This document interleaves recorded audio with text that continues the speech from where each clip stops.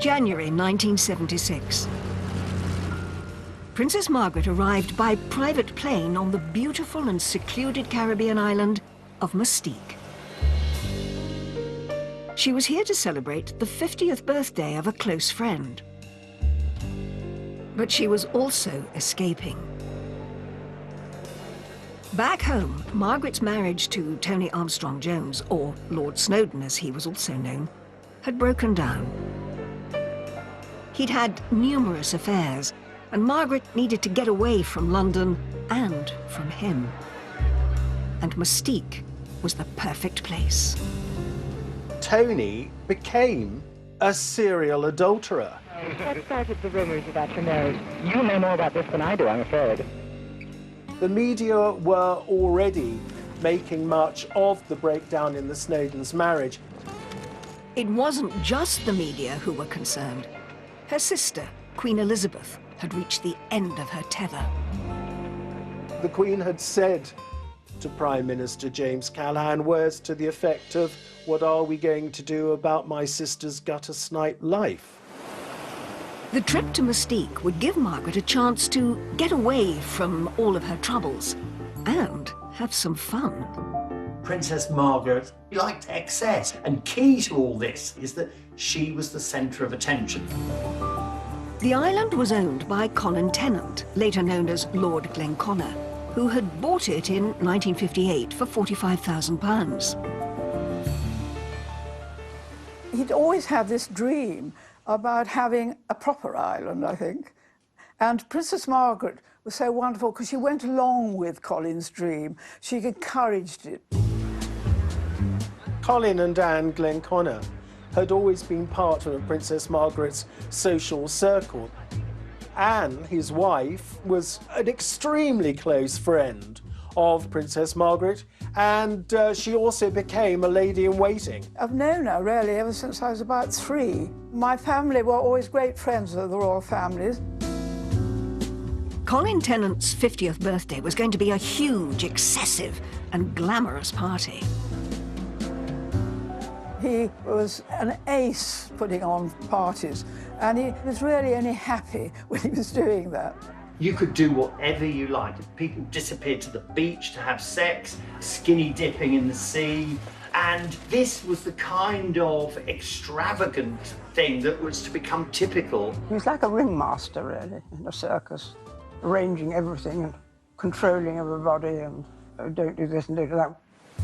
The star-studded party was the epitome of opulence and a world away from the stuffy life of the royals back in the UK. It was like a big house party, really, and everything was gold. There was lots of photographs taken. Bianca Jagger was brought in on a sort of golden litter, carried by some local boys that were completely naked except for a golden coconut positioned in the right place. That was quite a sight.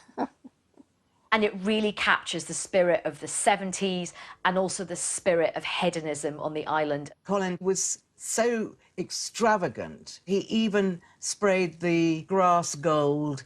His wife, Lady Glenconner, sprayed her face gold and then regretted it afterwards because it was deeply unflattering. It was terrible because every time I moved my face or smiled, the whole of my face was cracked in a very unbecoming fashion. And Colin kept on saying, "Aren't you enjoying yourself?" I said, "Yes, I am, Colin, but I can't smile." Of course, the belle of the ball was Princess Margaret. She had the most beautiful dress that we'd had made for her, so she was thrilled. Margaret wears this amazing gold and white dress, and she has this sort of gold and white turban on.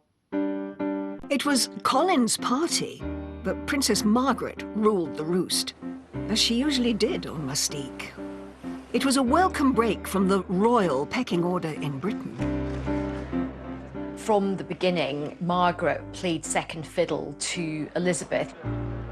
I think it's really difficult for Margaret. You know, she is an extrovert, she's quite an alpha type, and I don't think she takes kindly to playing second fiddle.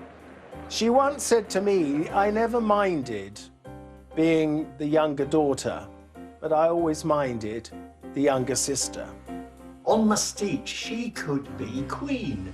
Everyone kowtowed to her. Everyone treated her as if she was the most important person in the world. I think it did revolve around her up to a point, you know, because Colin wanted her to be happy and we always wanted her to enjoy herself.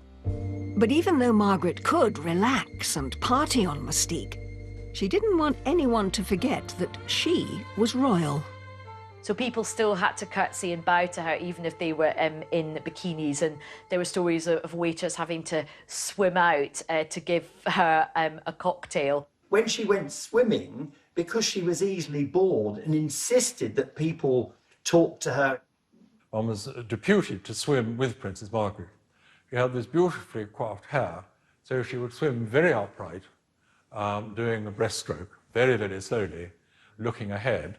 And then I developed a sort of side stroke where I could keep up with her, doing a sort of doggy paddle with one hand. By the time of Colin Tennant's party, Mustique had become Margaret's very own pleasure kingdom, a centre of glamour and excess, and a refuge from her troubles back home. But when she first visited, back in the early 60s, life on the island was shockingly different. Princess Margaret's love affair with Mustique started in 1960. She first visited the island during her honeymoon tour of the Caribbean with her husband. It is not only a delight, but a sort of miracle to arrive 5,000 miles from England and find oneself instantly and absolutely at home. In those days, the royals had these sumptuous honeymoons, always on board Britannia. She was very familiar with all those Caribbean islands and very at home with them. And the Caribbeans really liked her and kind of understood her. During the trip, Margaret's good friends, Colin and Anne Tennant, invited the couple to visit the island that they had just purchased. 2 square miles of Mustique. I mean, the Britannia is quite big. It was nearly as big as the island, and it had to anchor quite far out. Then suddenly I saw a little boat being lowered. And there we were on the beach, looking pretty sort of scruffy. And these immaculate-looking sailors got out of the boat with a letter from Princess Margaret saying, you know, we've arrived, we'd love to see you. Mustique, in the early days, was very different to the other Caribbean stops on the royal tour. When they visited, it was just in its natural state of scrubland. The island was incredibly basic, didn't have really many people there, didn't have running water or electricity. The whole place would have been completely overgrown. She would have been bitten alive by mosquitoes, but indeed the sand was still white and lovely and the sea was a turquoise blue. Every day we took a picnic to a different beach. We set up a little tent, like a sort of Boy Scout tent, and we spent the day there. And the food, I mean, you know, because the royal family always have the most delicious food and sort of tremendous chefs in their kitchens. And we had one very old lady who really couldn't cook at all, or she just could open tins. And so we lived off sort of baked beans and things like that. But you know, what was so lovely about Princess Margaret, people criticised her, say how difficult and spoilt she was. Well, she certainly wasn't spoilt when she first came to Mustique. During their brief stay, Colin and Anne took Princess Margaret and Tony on a tour of the island. There were no cars. We had a tractor and a trailer. And when Princess Margaret came, we strapped garden chairs onto the trailer. Over drinks that evening, Colin and Anne realised they hadn't got the couple a wedding present. Colin then turned to her and Tony and said, "Oh, ma'am, would you like something in a little box? Or would you like a piece of land?" And she said, "Oh, I think I'd love a piece of land." I think he was quite surprised when she turned around and said yes, because I think he thought it was so wild and it was so remote and it was so, you know, far away and difficult to get to, that he didn't think she would sort of take him seriously and take him up on it. Princess Margaret fell in love with the tiny island of Mustique, but her husband didn't. Tony didn't greatly care for the Glenconners, so far as I understand it, and the land was given as a wedding present to Princess Margaret. It wasn't given as a joint wedding present. I mean, he wasn't interested at all. That was really the only time he ever went there. As Margaret left the little island that she'd fallen in love with, she had no idea when she'd be back. By the summer of 1968, Princess Margaret's marriage to Tony was going through a rocky patch. Rumours were rife of Tony's affairs, with men as well as women. And he was becoming less involved in Margaret's royal duties. It was said that their life together at Kensington Palace was a bit of a war zone. They had this very fiery relationship. They fight a lot. She was like a pressure cooker. She needed some kind of a safety valve. And it suddenly occurred to her that relief might come in the shape of Colin Tennant and Mustique. Margaret was thinking, I can get away from bloody Tony and all the girls he's sleeping with. Colin and Anne Tennant hadn't spoken to Princess Margaret about their gift of a plot of land on Mustique since her visit there in 1960. So when Margaret called them about it, it came as a surprise. Obviously, this barren piece of scrum was of absolutely no use to her without a house. Rather cheekily, she said, does a house come with it? When he and I were talking about this, and he actually said, well, I could hardly say no, could I? He said, so I ended up paying for the house. Margaret was famously tight-fisted. If she could afford paying for something, she would. And of course, she knew that Colin Tennant didn't mind at all. You know, Colin wasn't a poor man. He had the money, he could afford to do it. Towards the end of 1968, Princess Margaret flew out to Mustique to start making plans for her Caribbean home. Colin and I were very nervous about having to stay because, you know, I mean, she had been used to being, you know, living at Kensington Palace and Windsor and Sandringham and Balmoral, you know, and there she was going to stay. And at that time, our main house had burnt down and we were living in a sort of prefab. I mean, it was really, really simple. Quite a journey to get there. You had to fly to Barbados and then fly to St. Vincent and then had to take a boat. The sea is quite treacherous there, actually. It could be very choppy. The island was pretty wild still at this point. She just got stuck in. Roughing it on Mustique in those early days did mean just rigging up a sort of Heath Robinson contraption of a shower. She had to go outside, stand under a tree where we had a bucket. The bucket had holes in it. They filled up the bucket and she stood underneath. The water was like the water in Scotland. She probably recognised it from the Balmoral area. It was orange. You know, there was so much clay in it. There's a story about how at night these huge mice start to try and sort of throw themselves at the mosquito net. I always remember the first time she went to her room, to bed, and I was sort of tidying up somewhere, and I suddenly heard her calling me, Anne, Anne. And I thought, oh, heavens, what's the matter? Went to her bedroom, and she said, I've got flying mice in here. And I said, Ma'am, I know she liked to drink, but I didn't think she drank all that much.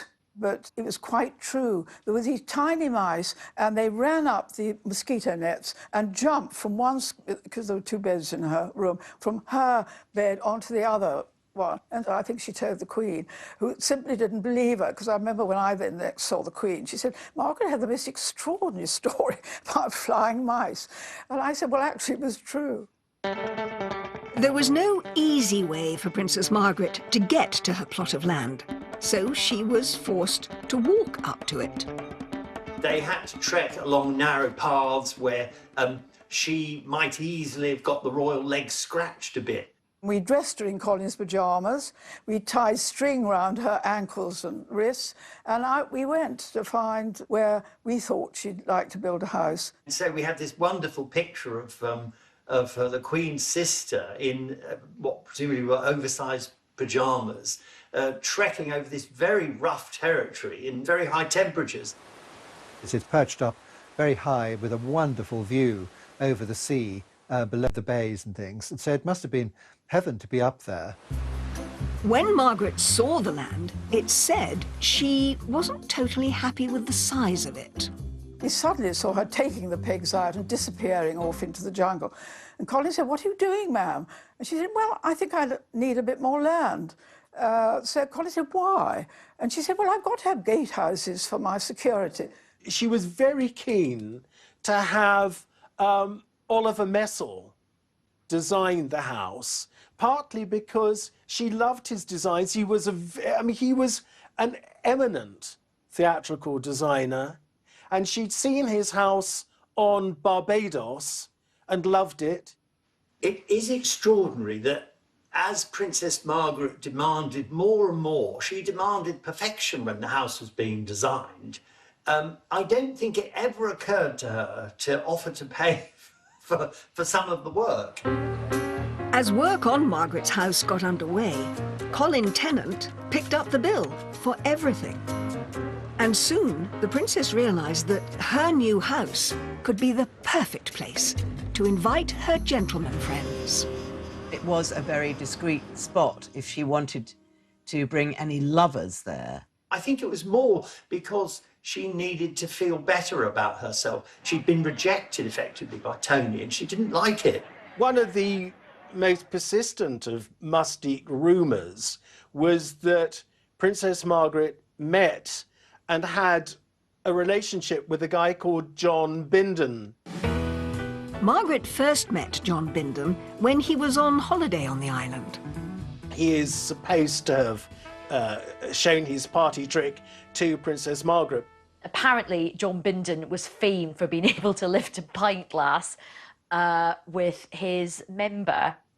The last thing Princess Margaret was a prude, so she'd have loved his party trick and she'd have laughed. There was a photograph of them together, not in any compromising situation, but of course the rumour mill went into overdrive and there was lots of speculation that they were having this clandestine, illicit affair. He certainly boasted about it, and he talked quite vividly about his affair with Margaret.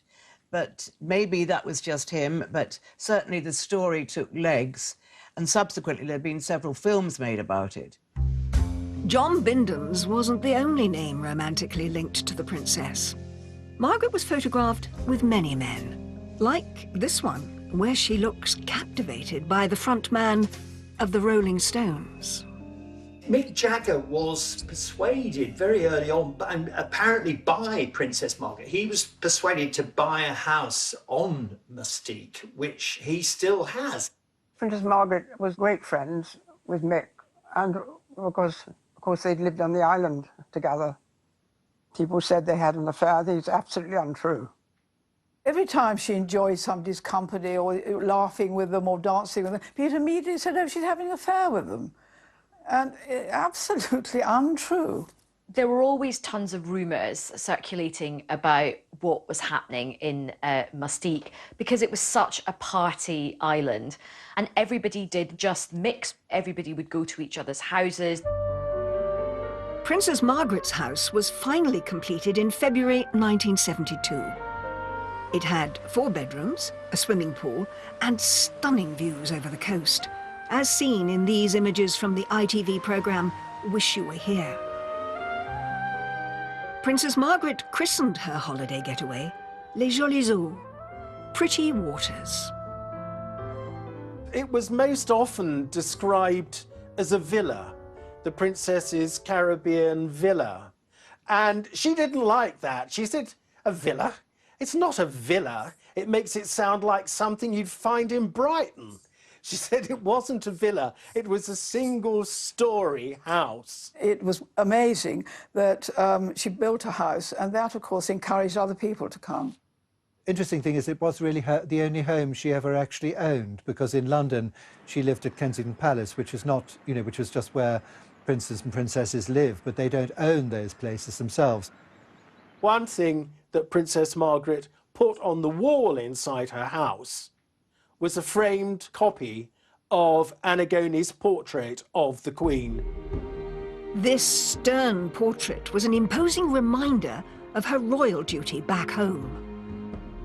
You know, it was one place in the world that she could completely relax. She felt very free there. She felt she was able to, you know, just do things there that she couldn't possibly do at home. Princess Margaret's house on Mustique was one of 17 estates eventually designed and built on the island by Oliver Messel. But as the island developed and the rich and famous began to flock there, the press began sniffing around. And before too long, that would cause trouble. Princess Margaret's two lives, this party girl who loved living dangerously, combined with the formal role she had as the Queen's sister, was very soon to be thrown into chaos. Mustique had become Princess Margaret's special hideaway, not just from her royal duties, but from her marriage too, which was now in serious trouble. She was very angry about the allegations of his indiscretions. So I think she decided that she needed somewhere that she could escape to. But it wasn't just Lord Snowdon who was having affairs. The princess now was seeking solace of her own outside the relationship, and word had reached the palace. The Queen would have known about the rumours surrounding her sister. She would have got involved because we know the Queen has always worried enormously about the reputation of the royal family. But also we have to take the personal view. The Queen has always been very protective of her sister. And there was one relationship in particular that had been noticed. It began in 1973 when Princess Margaret met Roddy Llewellyn. Roddy Llewellyn was originally produced as a sort of spare man by Anne Glenconner at a house party in Glen. We were at Glen in Scotland, and it so happened that some young man dropped out, and we wanted to get the numbers straight. And I said to Colin, what are we to do? And so he said, well, I've got an aunt called Violet Wyndham. She was called Aunt Nose because she had a very big nose and knew everybody in London. So I rang her up and I said, by any chance, do you know anybody that might like to come up? And she said, well, actually, as it happens, there's a young man called Roddy Llewellyn. I think Princess Margaret knows his father. And it just was, you know, I suppose love at first sight. The princess herself was desperately unhappy. Meeting Roddy gave her back everything. They got on so well. They used to sit in the drawing room playing cards together. And I remember going for a walk quite early on with Roddy, and he said, Princess Margaret's so beautiful. Didn't realise she was so beautiful, her eyes. And I just said to him, perhaps I shouldn't, I said, well, Roddy, you tell her, not me. I think Roddy's vulnerability appealed to Margaret. Also, he was very good looking. He was like a taller, better looking version of her husband. This intimate picture from Lady Anne Glenconner's selection shows them together in the early days of the relationship. They managed to keep things secret largely thanks to Margaret's house on Mustique. It was the most wonderful place for her, you know, for them to be together. Well, I think the Mustique is a perfect place for anybody who's having a love affair. It's a perfect setting for that, because you've got the privacy, you've got the, you know, all the beautiful weather and the beaches. Mustique gave the couple privacy and protection far away from prying eyes. He was always finding shells or doing something in the garden, because of course he was a gardener. They were always sort of doing something together. Then, at some point in 1976, a press photographer arrived on the island. Colin Tennant had been a very jealous monitor of who could and who couldn't visit Mustique. But he had at some time then decided it was good for business to have upmarket groups visit the island. But in 1976, unknown to anybody on the island, one member of the group that had been allowed to visit was one of Rupert Murdoch's employees, an Australian journalist. And he seized the moment with his long-distance lens. The photograph was taken, it was sent back to London. So the relationship became public knowledge. The photo, published in the News of the World, stunned Britain. It's pretty evident that they are in an intimate relationship and they're very, very close to each other. You can just tell that from the body language. But I think it was a pity it got out, you know. Prying into people's privacy. That's what the press do, don't they? The photo of Roddy and Margaret gripped the nation, and the press went into a frenzy. Lord Snowdon, Princess Margaret's husband, was overseas at the time. I'm naturally desperately sad in every way. He was furious because he looked like he'd been cuckolded by a younger man, and that didn't appeal to his vanity. Lord Snowdon, is there any hope of a reconciliation? Thank you, Excellency. It gave him the opportunity, in a sense, to look slightly like the wronged husband, which, of course, was very far from the truth. It was the final straw, really, in the marriage, because the following month, in March of 1976, Princess Margaret and Lord Snowdon officially separated. Although Margaret had endured years of infidelity, the public and the press now turned against her. In a sense, it opened the floodgates to press criticism and general criticism of the royal family. And once the press realised that they would sell more newspapers if they wrote about a princess behaving badly, they were on the lookout ever after for princes and princesses who were behaving badly. This ushered in, I think, a greater level of press intrusion into the royal family.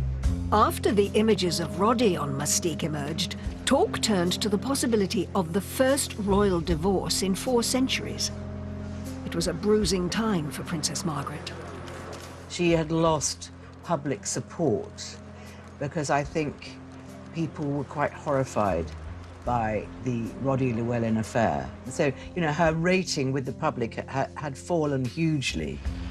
Once again, Margaret turned to her sanctuary, Mustique. Margaret's separation had put pressure on her relationship with her sister, who'd always hoped that the marriage could be saved. But in 1977, the Queen paid a visit to her sister on Mustique. The Queen was on a Silver Jubilee tour of the Caribbean. She still had the Royal Yacht Britannia, so they were able to pay Princess Margaret a visit. Margaret was absolutely delighted when the Jubilee tour of '77 brought the Queen and Prince Philip to Mustique.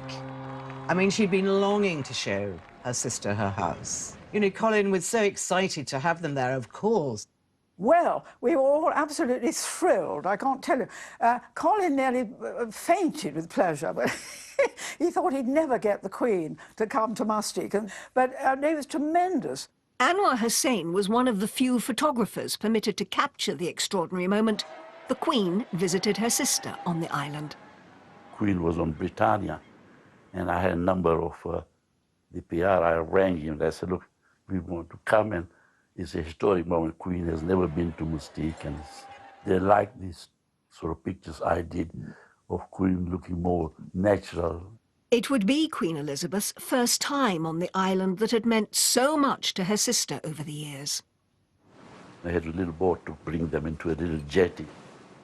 See the way they arrived. They had made a special crown, and where they walked through it, and it was sort of very rustic, and the little kids, local kids came and joined, dressed as fairies, and I think it was quite a little personal touch.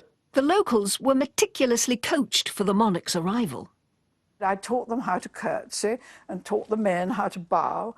And I said, you know, when the Queen comes, you stand up. Well, when the Queen got off, they never moved. They sat absolutely on their seats. And I could see her so graciously going and looking and smiling. The Duke of Edinburgh, of course, being the Duke of Edinburgh, the minute he got off, he turned to Colin, he sort of took a look round the island and said, I can see you've ruined the island.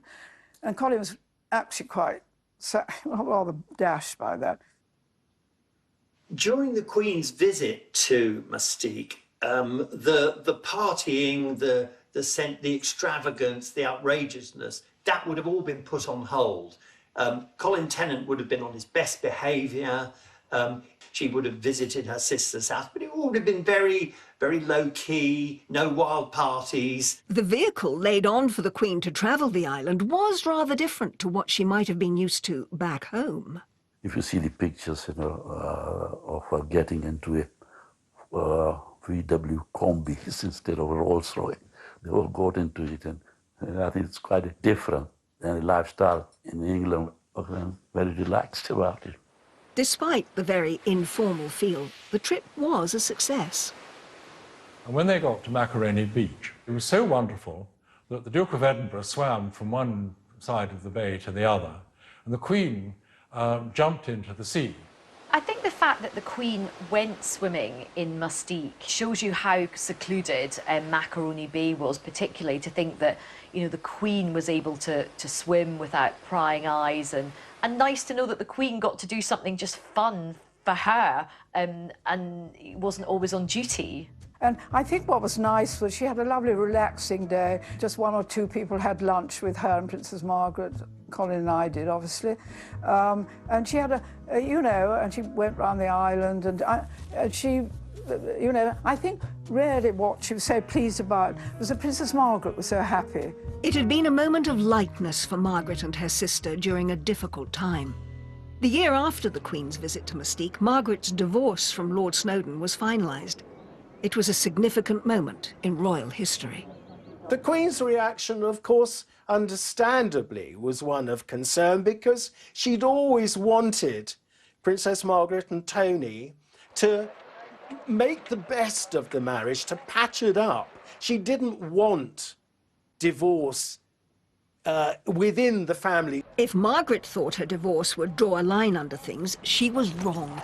The public and press remained hostile, and soon they were baying for blood. Of course, at this point in British modern history, the country is going through a very, very difficult time. And there's a lot of industrial unrest, you know, there's a lot of poverty, there are strikes, and there's a lot of criticism that she's off having a jolly in Mustique on the taxpayers' expense. I think there ought to be a cost-benefit analysis of the royal family expenditure on income. 2 MPs rounded on Margaret as a parasite royal, having a good time on the public purse. Dennis Canavan and Willie Hamilton were 2 of Princess Margaret's most vociferous critics in Parliament, and Willie Hamilton calling her a floozy.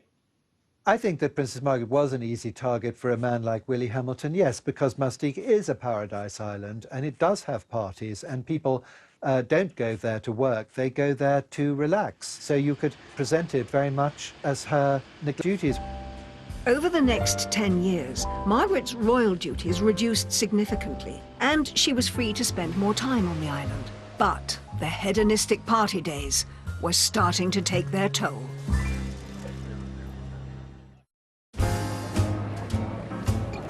After a turbulent time on and off Mustique during the 1970s, Princess Margaret finally separated from Roddy Llewellyn in 1980.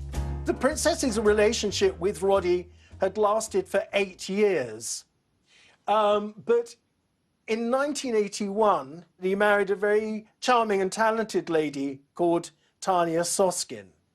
She knew Roddy wanted to get married. She accepted it. She made friends with his wife so that, you know, she would be able to see him again. And when he had his 3 lovely daughters, you know, she was always interested in them. Margaret remained officially single for the rest of her life, but she still loved a good party. And in 1986, Colin Tennant hosted a celebration for his 60th birthday on Mustique. And it was a glamorous and opulent affair. Colin had chartered this enormous, great 400-foot sailing vessel, and so again the great and the good were treated to a week of wonderful parties, culminating in the Peacock Ball. We started off in St. Lucia, we went to Martinique, and then we had parties on all the different islands. Princess Margaret didn't come on the boat. She was in her house in Mustique, and she gave a wonderful lunch, which was a sort of festival, of sort of bobbing apples, champagne. Anyway, it took 2 years to plan this party, and we had special dresses for about 6 people, including Princess Margaret.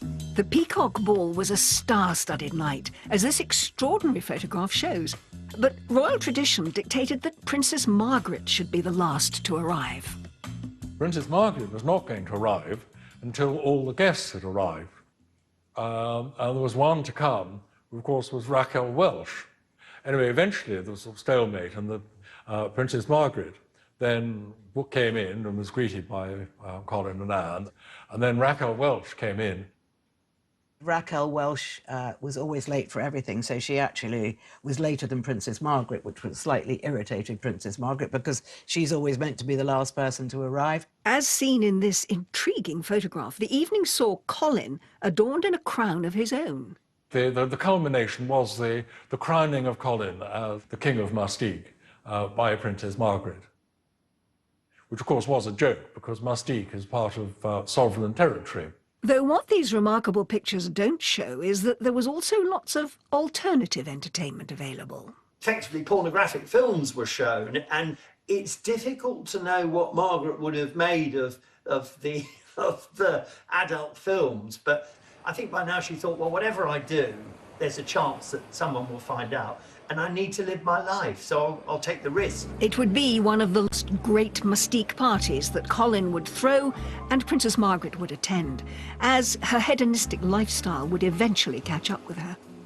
Well, Margaret had always been a smoker, and she'd always been a drinker, and eventually this took a toll on her health, and she had part of her lung removed, which is in fact what had happened to her father, King George VI. Whilst Mustique was the location for some of the best times of her life, it was also where her well-being began to suffer. In the 90s, Margaret really saw her health decline, and she ended up having a couple of small strokes while she was at Mustique. On her way to a hospital in Barbados this evening, Princess Margaret, with sun hat and sunglasses, before tests to see how soon she can return to Britain to convalesce after her mild stroke. The most significant event, however, was when Princess Margaret suffered severe burns to her feet in 1999. The thermostat on the boiler wasn't working properly, and she thought she was turning off the hot tap. She turned off the cold, and this boiling water, she was standing up, went straight on her feet. She rang me up and she said, Anne, I don't want anybody coming in except you. And I looked after her night and day.